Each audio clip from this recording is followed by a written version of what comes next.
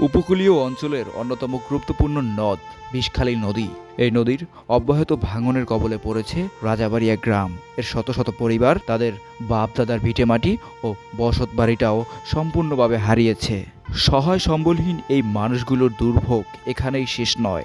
নদীগর্ভে বিলীন হওয়ার ভিটের পাশেই যে অবশিষ্ট ফসলি জমিটুকু ছিল, সেই জমি থেকেই রাতের আঁধারে চলছে মাটি চুরির মহা উৎসব।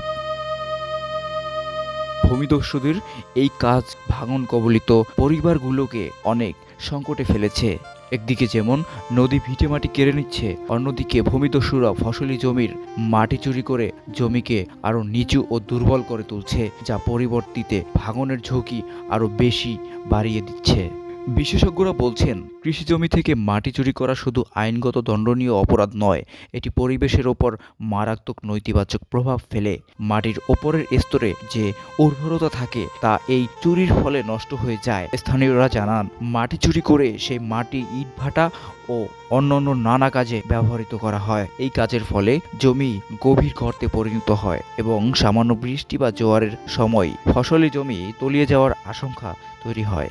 বিষখালী তীরবর্তী অসহায় মানুষগুলো আশায় বুক বেঁধে আছে ভূমিদস্যুদের কবল থেকে তাদের অবশিষ্ট জমিটুকু রক্ষা পাবে এবং সরকার তাদের জীবন রক্ষার জরুরি পদক্ষেপ নেবে।